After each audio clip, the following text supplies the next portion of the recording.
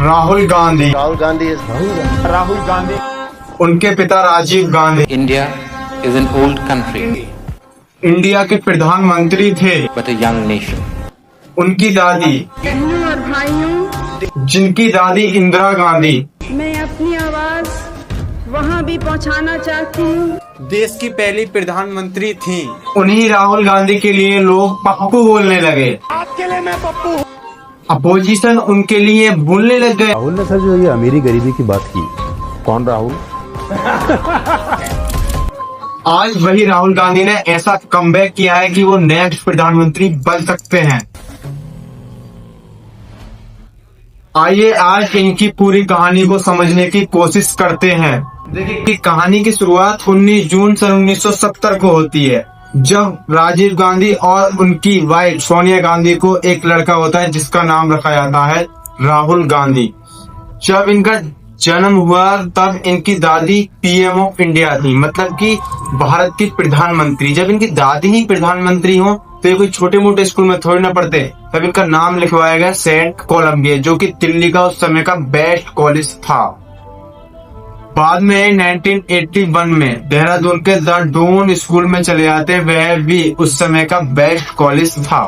सब कुछ सही जा रहा था, इनकी पढ़ाई भी सही चल रही थी। फिर आता है ईयर 1984, जहां पर इनकी दादी इंदिरा गांधी की मृत्यु हो जाती है। अब देखिए, यहाँ पर इनकी दादी की ही मृत्यु नहीं हुई थी, इंडिया की पीएम की भी मृत्यु हुई थी। इनका मर्डर किया गया था। अब देखिए, सिक्योरिटी रीजन के चलते इनकी शिक्षा वगैरह सब बंद हो गई थी, स्कूल्स एंड कॉलेज सब बंद हो चुके थे। इनकी शिक्षा घर पर ही कराई जाने लगी। सिक्योरिटी इतनी बढ़ा दी जाती है कि ये घर से बाहर ही नहीं निकलते, पूरे टाइम घर में ही रहते। बट फाइनली 6 साल बाद 1999 में ये हार्वर्ड जाते हैं, क्योंकि अब इन्हें निकलना ही पड़ता है। ये यूएसए के हार्वर्ड यूनिवर्सिटी में एडमिशन लेते हैं। बट अगेन 1991 में इनके पिता राजीव गांधी की डेथ हो जाती है, जिसके कारण इन्हें फिर से इंडिया लौटकर आना पड़ता। अब इनके परिवार में ऑलरेडी 2 डेथ हो चुकी थी तथा इनका सिक्योरिटी एक बहुत बड़ा इशू बन चुका था एंड ये बाहर पढ़ने भी नहीं जा सकते थे। ऐसे में राहुल गांधी जी क्या करते हैं कि अपना नाम राहुल गांधी की जगह राहुल विंसी कर लेते हैं। जब राहुल गांधी ने अपनी पहचान छुपाई और लोग उन्हें राहुल गांधी नहीं बल्कि राहुल विंसी के नाम से ये फ्लोरिडा जाते हैं, जहां पर रोलिन कॉलेज के अंदर अपना एडमिशन लेते हैं। यहाँ पर ये इंटरनेशनल रिलेशन के बारे में पढ़ाई करते हैं। ये 1995 में ट्रिनिटी कॉलेज के अंदर अपनी पढ़ाई पूरी कर लेते हैं। यहाँ से इन्होंने एमफिल किया था तथा इसके बाद इनकी पढ़ाई रुक गई तथा इनकी एजुकेशन यहीं पर पूरी हो चुकी थी। अब देखिए कि राहुल गांधी जी इतना पढ़ चुके थे कि उन्हें इतनी नॉलेज हो गई थी, यह जान चुके थे कि अगर वो पॉलिटिक्स में एंटर करेंगे तो वह काफी ज्यादा फंस जाएंगे।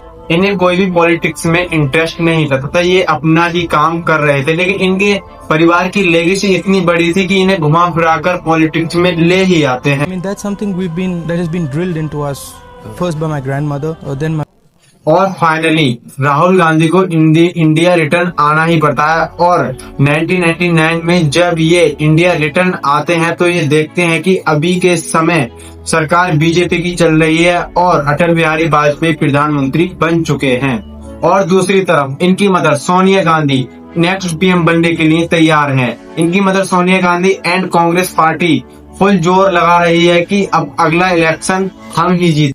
राहुल गांधी समझ चुके थे कि अब उनकी मदर भी पूरी तरीके से पॉलिटिक्स में घुस चुकी हैं। अब कोई भी नहीं बचा है। ये लेगेसी अब उन्हें ही कैरी करनी पड़ेगी, जो कि इतने सालों से चली आ रही है। पूरे देश की राजनीति इनके कंधों पर थी। यही पार्टी सबसे बड़ी पार्टी थी इंडिया की, इसलिए इन्हें पॉलिटिक्स में घुसना ही पड़ गया। said pretty clearly in my speech, if the Congress party so chooses and the Congress party wants me to do anything for them, I'm happy to do that.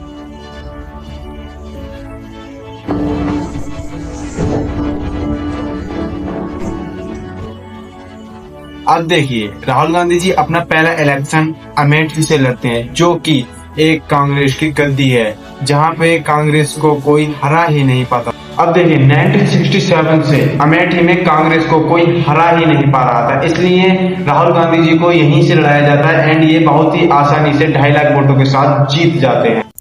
बस राहुल गांधी ही चुनाव नहीं जीतते हैं, बल्कि पूरी कांग्रेस ही चुनाव जीतती है। एंड सोनिया गांधी बिल्कुल तैयार रहती हैं नेक्स्ट पीएम बनने के लिए। सबको यहाँ पर क्लियर था कि नेक्स्ट पीएम सोनिया गांधी ही बनेंगी, क्योंकि यही इनके परिवार की हैं और यही परंपरा इनके परिवार में चली आ रही है। बट यहाँ पर राहुल गांधी एक बड़ा डिसीजन लेते हैं। वो अपनी मदर सोनिया गांधी से कहते हैं कि आप पीएम नहीं बनोगी, क्योंकि ऑलरेडी परिवार में 2 डेथ हो चुकी हैं। राहुल गांधी पूरी तरह से सोनिया गांधी के प्रधानमंत्री बनने के खिलाफ थे।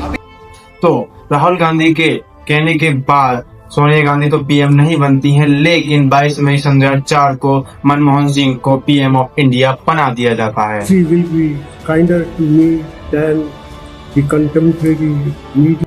अब देखिए यहाँ पर राहुल गांधी का ना तो डाउनफॉल ही हुआ था, ना ही राइज हुआ था, क्योंकि राहुल गांधी आई, उन्होंने अपनी लेगेसी संभाली और वह जीत गई, क्योंकि वह वहां से जीतते ही थे। बाद में राहुल गांधी शांत नहीं बैठते हैं। वे चुनाव जीतने के बाद यूपी जाते हैं, वहां पर रैली वगैरह निकालते हैं और देखते हैं वहां पर क्या चल रहा है। इवन फार्मर्स को, दलित को, छोटी कास्ट, बड़ी कास्ट, सबको बराबर लेके आते हैं। और वे हमेशा से यही कहते हैं कि कांग्रेस कभी भी 2 लोगों को डिवाइड करना नहीं सिखाता है, और वे कहते हैं कि कांग्रेस हमेशा 2 लोगों को मिलाता है, क्योंकि वो किसी भी रिलीजियस का हो, किसी भी कास्ट का हो, किसी भी धर्म से बिलोंग करता हो। Believe that what is going on in India today, the division of India along caste lines, along religious lines, is absolutely wrong. Rahul Gandhi जब ऐसे इंटरव्यू देते हैं, ऐसी बातें करते हैं इंग्लिश में, तो लोगों को उनकी पर्सनैलिटी बहुत अच्छी लगती है। अब राहुल गांधी का राइज होने लगता है। होता यह है कि सन 2009 में फिर से इलेक्शन होते हैं और राहुल गांधी 3,91,000 वोटों से जीत जाते हैं। 2009 में अगेन कांग्रेस जीतती है। इनकी पार्टी को 206 सीट मिलती हैं। फिर से मनमोहन सिंह जी को प्रधानमंत्री बना दिया जाता है। यहाँ पर राहुल गांधी जी ने भी कमाल कर दिया था, क्योंकि 2004 के मार्जिन को देखते अमेठी में राहुल गांधी जी ने 2009 में वो संख्या डबल कर दी थी। वो डबल बहुमत से जीते थे तथा यहाँ पर लोग उनको अच्छा भी कहने लगे और ये अपना राइज भी कर रहे थे, ये छोटे मोटे काम करवा रहे थे। बट ईयर 2014 के अंदर सब कुछ उलट पुलट हो जाता है। होता यह है कि 2014 के अंदर एक नई इमेज निकल कर आती है नरेंद्र मोदी की पूरे देश के सामने। साथ में वे एक कैंपेन चलाते हैं जिसका नाम होता है अच्छे दिन आने वाले हैं। जनता के मन में बैठ जाता है कि अगर नरेंद्र मोदी जी आ जाएंगे तो हमारे अच्छे दिन आ जाएंगे। एंड वो राहुल गांधी को शहजादे कहकर बुलाते हैं और खुद को चाय वाला कहकर बुलाते हैं। सरकार आपकी है, देश पर हुकूमत आपकी है, आपकी पार्टी की है। अब देखिए यहाँ पर 2 चीज सामने आती है। एक तो मोदी जी अपने आप को चाय वाला कहकर बुलाने लगे एंड राहुल गांधी जी को शहजादा कहकर बुलाने लगे। अब जनता को लगता यह है कि ये इलेक्शन शहजादा वर्सेस चाय वाला है, क्योंकि उनकी तो लेगेसी ही शुरू से ये है कि उनका खानदान शुरू से बनता चला आया है एंड पॉलिटिक्स में जीतता चला आया है।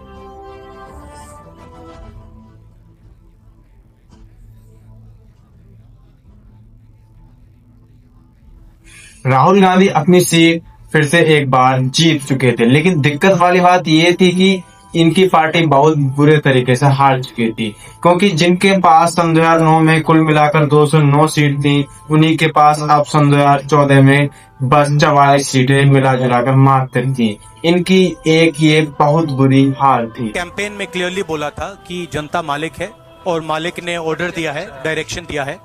तो मैं सबसे पहले नरेंद्र मोदी जी को, बीजेपी को बधाई देना चाहता हूँ।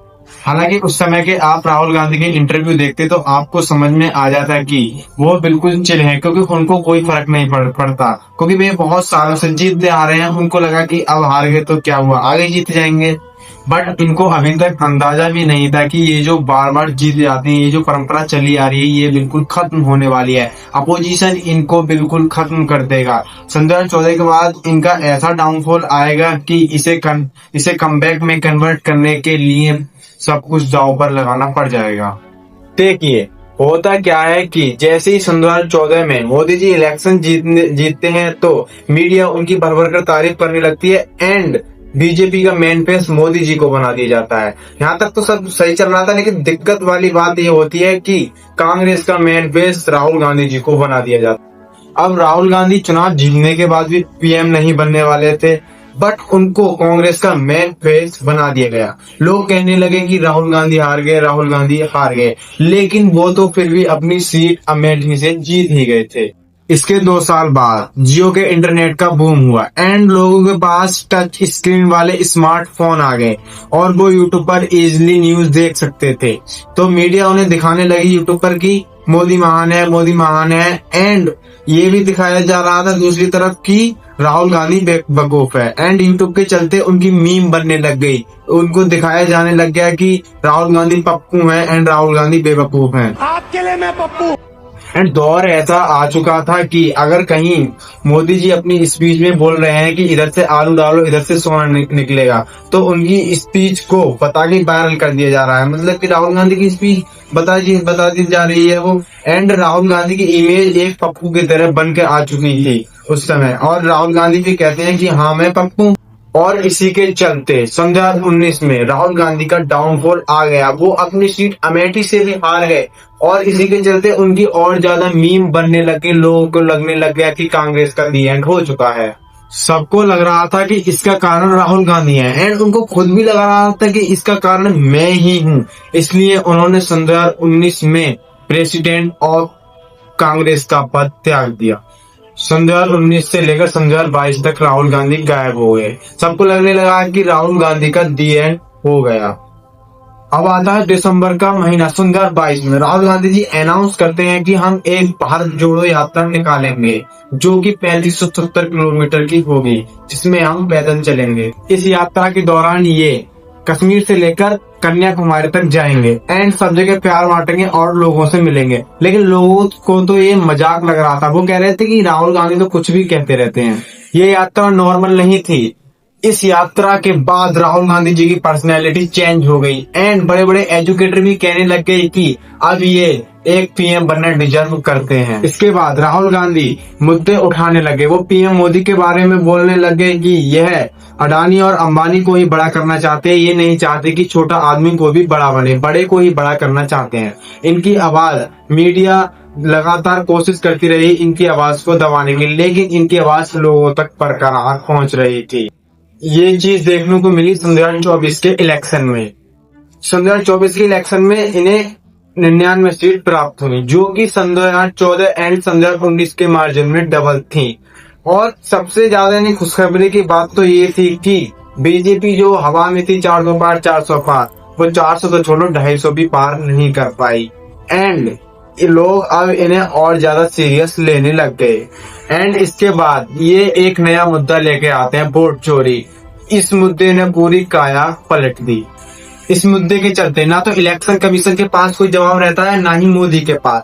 जब अपोजिशन के पास जवाब ही नहीं है तो जनता को तो खुद ब खुद लगने लगा कि इनके पास कोई जवाब नहीं है तो सही ही हो। राहुल गांधी आज अपनी आवाज उठा रहे हैं एंड अपनी सीटें रिगेन कर रहे हैं और वो अपनी इमेज फिर से बना रहे हैं। आपको क्या लगता है कि नेक्स्ट पीएम राहुल गांधी बनेंगे? क्या राहुल गांधी भविष्य में प्रधानमंत्री बन सकते हैं? प्लीज कमेंट में जरूर बताएं। तब तक के लिए जय हिंद, जय भारत।